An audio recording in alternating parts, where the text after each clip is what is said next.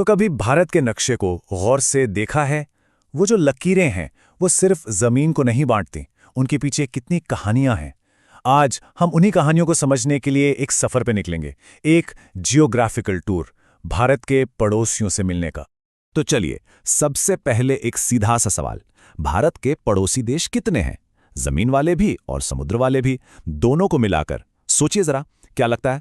तो अगर जवाब है 9, तो आप बिल्कुल सही हैं। 9 ये सिर्फ एक नंबर नहीं है, है ना? ये 9 पड़ोसी ही भारत को दुनिया के सबसे अहम और कह सकते हैं संवेदनशील जियोपॉलिटिकल हॉटस्पॉट्स में से एक बनाते हैं। तो ये 9 पड़ोसी हैं कौन-कौन? चलिए देखते हैं। 7 तो वो हैं जिनसे हमारी जमीनी सीमा है। पश्चिम में अफगानिस्तान और पाकिस्तान। उत्तर की तरफ चलें तो चीन, नेपाल और भूटान। और फिर पूरब में हैं बांग्लादेश और म्यांमार। और हाँ, समुद्र के पार हमारे 2 बहुत अहम पड़ोसी भी हैं, श्रीलंका और मालदीव। तो तैयार हो जाइए, हमारा ये सफर शुरू होगा भारत के पश्चिमी बॉर्डर से। फिर हम दुनिया की छत यानी हिमालय को पार करेंगे। वहां से हम पूरब के घने जंगलों वाले इलाकों में पहुंचेंगे और आखिर में हम हिंद महासागर के नीले पानी में अपने समुद्री पड़ोसियों से भी मिलेंगे। चलिए शुरू करते हैं। तो शुरुआत करते हैं पश्चिम से। देखिए, ये वो इलाका है जहां बॉर्डर सिर्फ नक्शों पर नहीं, बल्कि इतिहास के पन्नों पर खींचे गए हैं। और यहीं पर भारत की सबसे छोटी पर स्ट्रेटेजिक रूप से बहुत ही महत्वपूर्ण सीमा है। हाँ, ये सुनने में शायद थोड़ा अजीब लगे, पर अफगानिस्तान के साथ हमारा बॉर्डर सिर्फ 106 किलोमीटर का है। बस एक छोटी सी पट्टी है जो लद्दाख को छूती है, और इस लाइन को कहते हैं ड्यूरंड रेखा। याद रखिएगा ये नाम। अब आते हैं पाकिस्तान पर। यहाँ कहानी बिल्कुल अलग है। बॉर्डर की लंबाई 3300 किलोमीटर से भी ज्यादा है। सोचिए, गुजरात के रेगिस्तान से शुरू होकर पंजाब के हरे भरे खेतों से गुजरते हुए राजस्थान की टीलों को पार करके ये लाइन जम्मू कश्मीर और लद्दाख के पहाड़ों तक जाती है, और इस लंबी सीमा का नाम है रेड क्लिफ रेखा। तो चलिए अब मैदानी इलाकों को पीछे छोड़ते हैं और चलते हैं दुनिया की छत की ओर, यानी महान हिमालय। यहाँ के जो बॉर्डर्स हैं ना, वो दुनिया के सबसे ऊंचे और सबसे मुश्किल बॉर्डर्स में से हैं। यहाँ हमारा अगला पड़ोसी है चीन, और ये एक बहुत बहुत लंबी सीमा है। लद्दाख से शुरू होकर ये हिमाचल प्रदेश, उत्तराखंड, सिक्किम और फिर अरुणाचल प्रदेश तक जाती है। इस बॉर्डर लाइन को कहते हैं मैकमोहन रेखा। अच्छा, तो यहाँ कंफ्यूज होने की जरूरत नहीं है। याद रखने का एक आसान तरीका है, रैडक्लिफ रेखा। ये हमें हमारे पश्चिम में पाकिस्तान और पूरब में बांग्लादेश से अलग करती है। और मैकमोहन रेखा, ये उत्तर में चीन के साथ हमारा बॉर्डर है। मतलब 2 नाम और 3 देश। हिमालय में ही हमारा अगला पड़ोसी है नेपाल, और यहाँ की कहानी थोड़ी अलग है। करीब 1751 किलोमीटर की ये सीमा खुली है, मतलब लोग आसानी से आ जा सकते हैं। ये बॉर्डर उत्तराखंड, उत्तर प्रदेश, बिहार, पश्चिम बंगाल और सिक्किम, कुल 5 राज्यों को छूता है।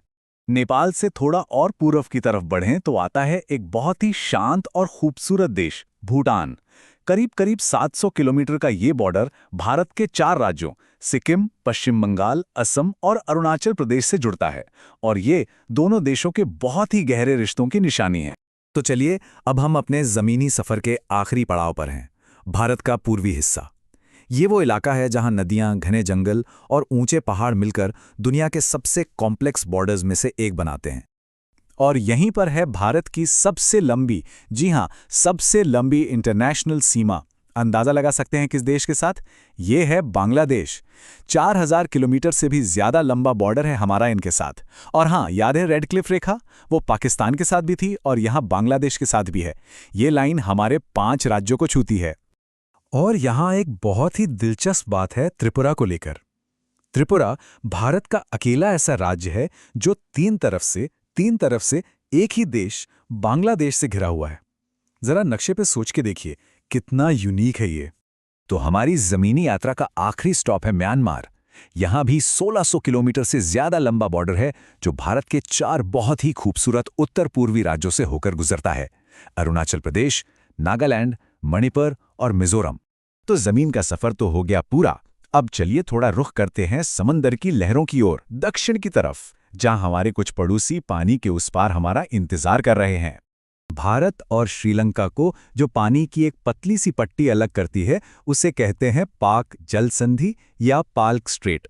यही हमारी समुद्री सीमा है। और थोड़ा सा दक्षिण पश्चिम में देखें तो द्वीपों का देश मालदीव हमारा दूसरा समुद्री पड़ोसी है। तो इस पूरे सफर के बाद एक बात तो एकदम साफ है कि भारत सच में सीमाओं का देश है। पर इसका स्केल कितना बड़ा है, इसका अंदाजा है। चलिए कुछ आंकड़ों पर नजर डालते हैं। पूरे 16 राज्य। सोचकर देखिए, गुजरात से लेकर अरुणाचल प्रदेश तक भारत के 16 राज्य हैं जो हमारी इंटरनेशनल बॉर्डर्स पर स्थित हैं। ये देश की पहली रक्षा पंक्ति हैं। और इन 16 राज्यों के साथ साथ 2 केंद्र शासित प्रदेश भी हैं, लद्दाख और जम्मू कश्मीर। इन सबको मिलाकर भारत के सीमावर्ती इलाकों की पूरी तस्वीर बनती है। तो आखिर में ये सवाल तो बनता ही है कि एक ऐसी सीमा को संभालना क्या होता है जो सिर्फ जमीन नहीं बल्कि 9 अलग-अलग देश, अनगिनत संस्कृतियां और सदियों का इतिहास हो। शायद इसी सवाल में भारत की असली पहचान छुपी है, जटिल, विविध और हमेशा दिलचस्प।